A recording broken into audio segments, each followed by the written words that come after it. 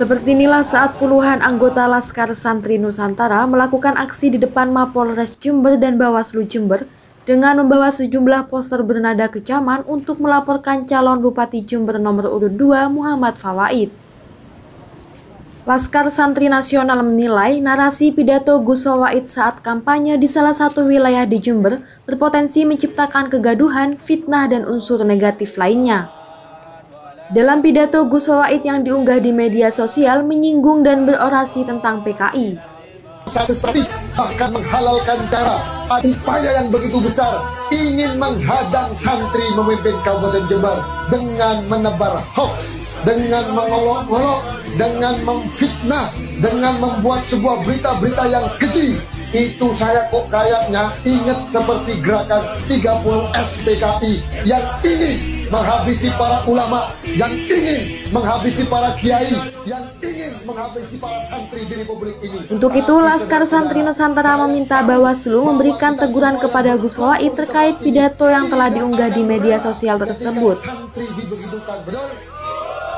Kegiatan kami di sini atas nama Laskar Santri Nusantara itu ingin menyampaikan rasa kegelisahan kami atas pidatonya Gus Fawaid yang menurut kami itu berpotensi menciptakan kegaduhan, fitnah ataupun hal negatif lainnya.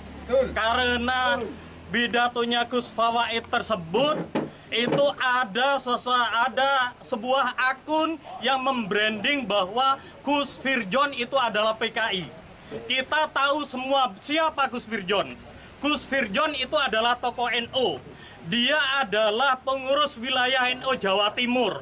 Putranya Kiai Ahmad Siddiq yang merupakan orang kita nggak terima. Karena pidatonya Gus Fawaid tersebut itu ada orang-orang yang beranggapan bahwa Gus Firjon PKI. Hal ini kita tidak menerimakan, Bapak. Kita tahu semua Gus Firjon itu adalah tokoh. Gus Firjon itu adalah kiai-kiai kami. Gus Firjon itu adalah simbol dari NU. Sementara itu, tim pemenangan pasangan Cabup Muhammad Fawaid Joko Susanto berharap masyarakat mengetahui isi pidato Gus Fawaid secara utuh agar tidak terjadi kesalahpahaman yang tidak perlu. Sedangkan terkait munculnya akun yang memberikan kesan pasangan Cabup nomor urut 1 adalah PKI, tim pemenangan Gus Fawaid memastikan tidak benar dan akun tersebut bukan akun resmi tim pemenangan. Berkenaan dengan adanya dinamika di mana ada salah satu atau sebagian masyarakat ya, entah relawan itu tadi atau siapa yang menyoal pidato Gus Fawaid saat di Sidomulyo Silo, perlu saya sampaikan. Pertama, kita berharap masyarakat atau siapapun bisa lebih utuh mengetahui pidato dari Gus Fawaid. Tentu juga berkenaan dengan konteksnya. Kita berharap apabila masyarakat bisa lebih utuh mengetahui pidato itu, maka kesalahpahaman yang tidak perlu akan terjadi. Yang kedua, berkenaan anggapan bahwa dengan pidato itu maka muncul adanya branding yang kemudian menuduh Paslon 01 Pak Hendi dengan Gus Firjon sebagai PKI. Kami ingin sampaikan bahwa poster atau branding tersebut yang dimuat di salah satu akun yang juga mengatasnamakan Gus Fawaid adalah bukan akun Gus Fawaid, juga bukan akun resmi dari tim pemenangan. Kita sendiri juga merasa dirugikan terhadap pemuatan poster tersebut yang kita tidak bikin dan pemuatan di salah satu akun yang mengatasnamakan Gus Fawaid. Oleh karena itu, kawan-kawan relawan pun sudah mendatangi Bawaslu untuk melaporkan berkenaan dengan akun tersebut.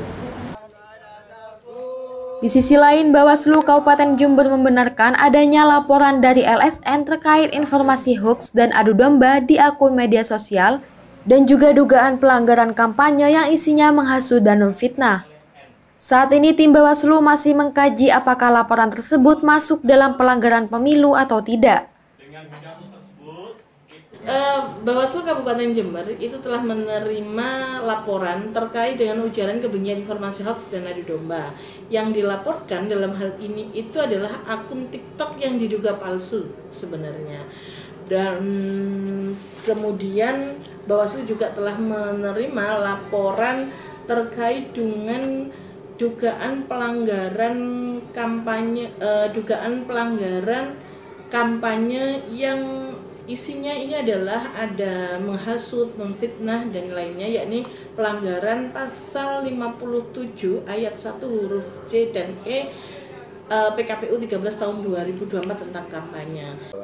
Dalam hal ini kami masih melakukan kajian awal apakah laporan tersebut memenuhi syarat formil atau tidak. Kalau memang ternyata syarat formil materialnya tidak terpenuhi, maka kami akan menghubungi pelapor untuk melengkapi syarat formil materialnya. Tapi kalau memang syarat formil materialnya sudah terlengkapi, maka kami akan register dan selanjutnya kami lakukan penanganan pelanggaran selama 5 hari sesuai dengan rezim pemilihan.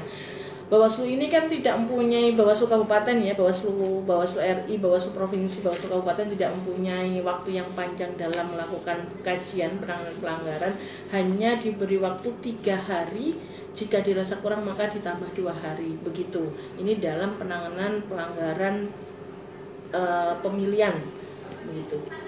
Sama-sama dari tim pemenangan, begitu. Jadi yang satu tim pemenangan 02 dan yang satunya dari relawan pemenangan tim 01. Dari Jember, Yudi Sadi, Jember 1 TV melaporkan.